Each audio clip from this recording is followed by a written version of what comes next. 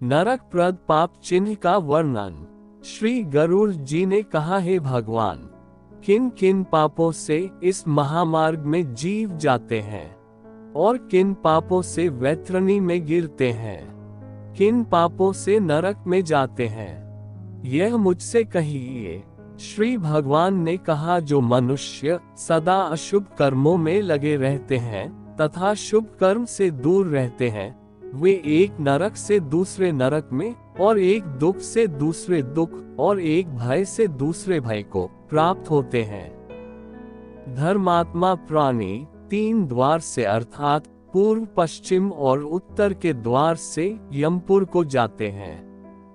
पापी पुरुष केवल दक्षिण के द्वार से ही यमपुर को जाते हैं। उसको मैं तुमसे कहता हूँ, सुनो। दक्षिण द्वार के मार्ग में महादुख को देने वाली वैतरणी नदी है, उसमें जो पापी जाते हैं उसका वर्णन मैं करता हूँ।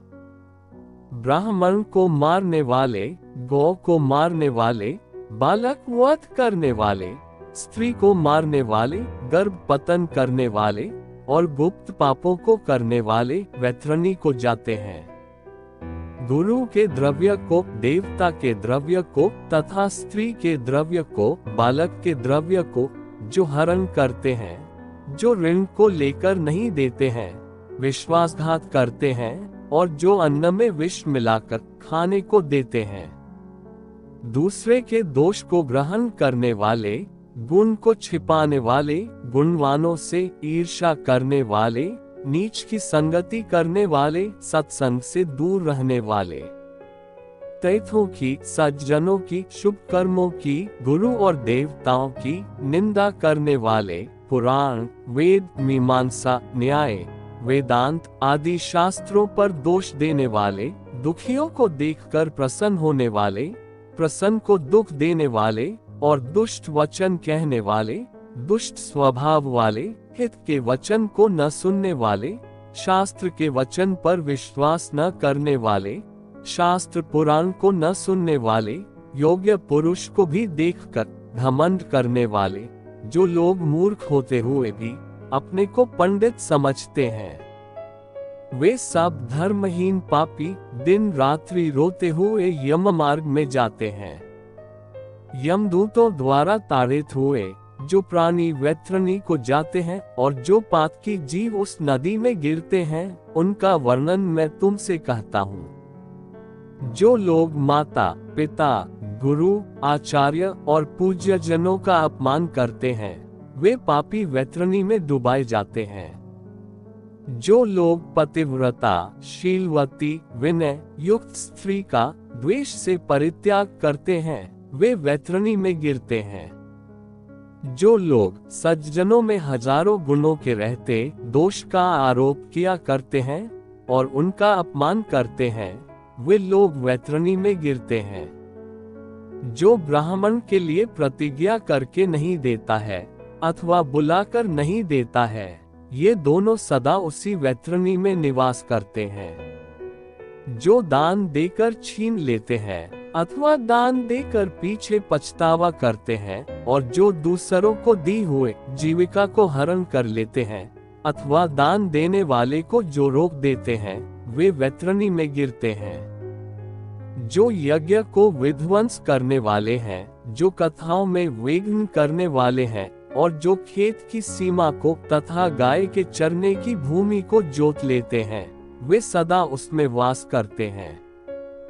गुड़, चीनी, शहद, मिठाई, घी, दूध, लवण आदि को बेचने और वेद में कहे यज्ञ के अतिरिक्त अपने लिए पशुओं को मारने वाला, ब्राह्मणों के कर्म से भ्रष्ट, मांस खाने वाला, मदिरा पीने वाला, निरंकुश स्वभाव वाला, शास्त्र के अध्ययन से रहित, जो शूद्र वेद के अक्षर को पढ़ता है और कपिला गौ का दूध पीता है, जनेऊ धारण करता है और ब्राह्मणी का पति होता है, जो राजा की स्त्री की इच्छा करता है, जो पराई स्त्री का हरण करता है, जो कन्याओं से भोग करता है और पतिव्रता स्त्रियों से छल करता है, इस प्रकार जो लोग अत्यंत निषिद्ध आचरण को निर्भय हो करते हैं और शास्त्र में निहित आचरण का त्याग करते हैं, वे पापी वैतरणी में गिरते हैं।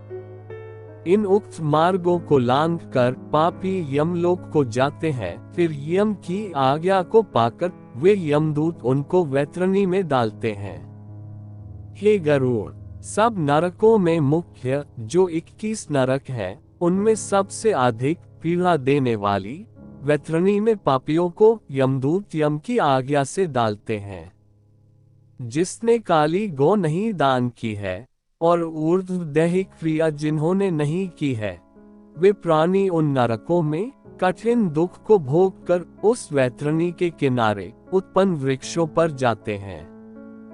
झूठी गवाही देने वाले, झूठे धर्म का आचरण करने वाले, छल से धन इकट्ठा करने वाले और चोर की वृत्ति से जीविका करने वाले, ऊंचे वृक्षों को काटने वाले, वन बगीचा या फुलवाड़ी को नष्ट करने वाले, व्रत तीर्थों के त्यागी, विधवा के शील को नष्ट करने वाले, तथा जो स्त्रियां अपने पति में दोष देकर दूसरे पुरुष का ध्यान मन से करती हैं, ऐसे सब पापी सेमल के वृक्ष में अनेक प्रकार की यातना भोगते हैं।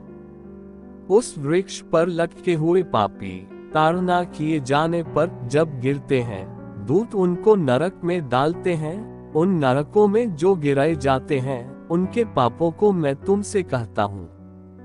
ईश्वर को न मानने वाले, दान का खंडन करने वाले, परंपरा का उल्लंघन करने वाले, अपने कर्म तथा आश्रितों को दुख देने वाले, संसार के विषय में संलग्न, संसार को ठगने के लिए दंभ करने वाले और दूसरों के किए हुए उपकार को न मानने वाले घोर नरक में जाते हैं।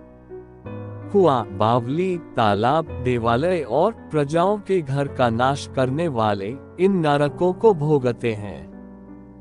जो स्त्री, बालक, सेवक तथा गुरुजनों को न देकर अकेले भोजन करते हैं और देवता, पिता तथा बलिवैश्वदेव आदि यज्ञों को न करके भोजन करते हैं, वे निश्चय नरक में जाते हैं।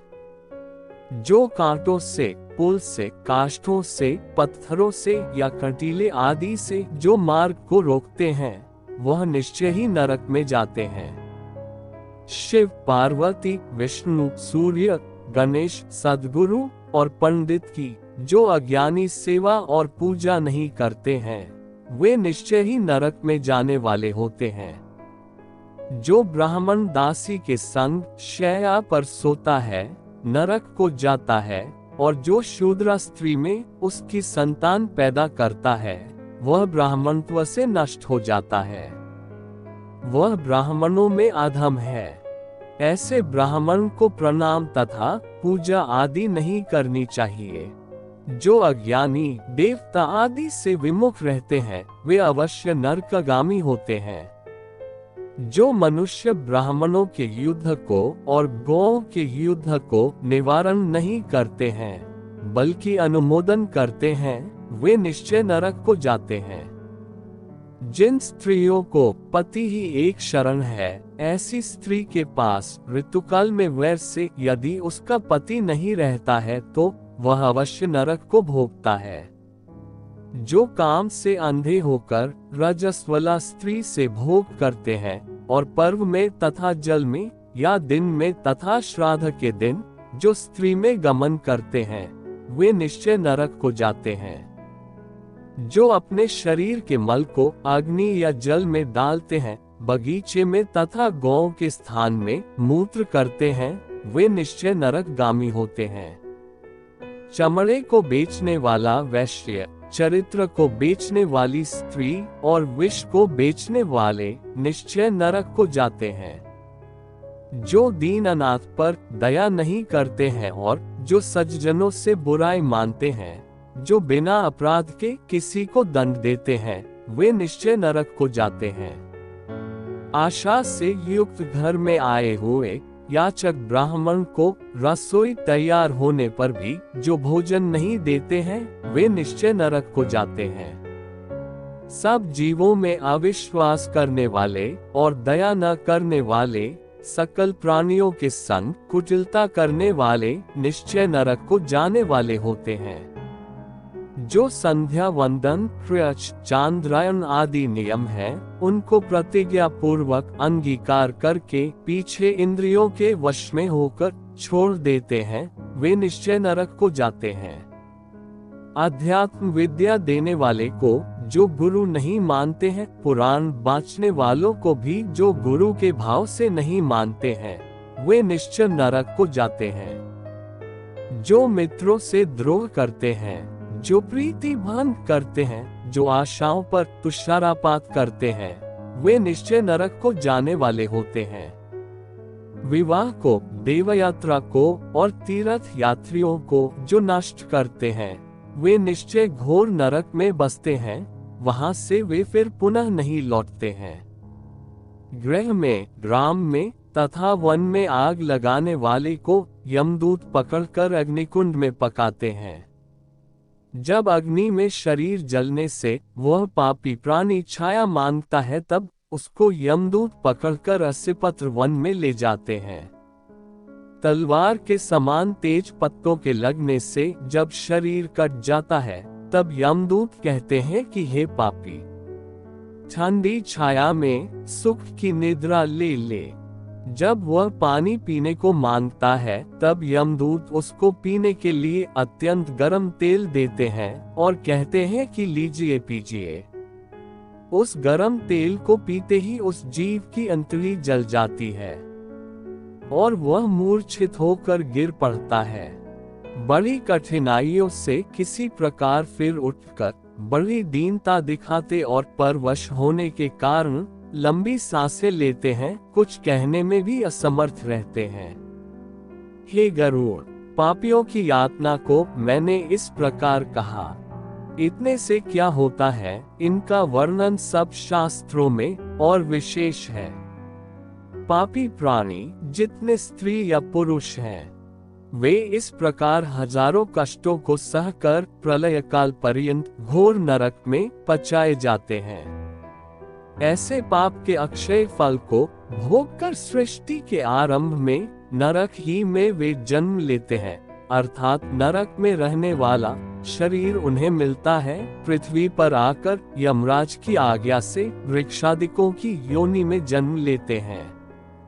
वृक्ष, गुल्म, लता, बल्ली, पर्वत, तृण, घास, फूल आदि की स्थावर संज्ञा है, अर्थात उनको स्थावर कहते हैं।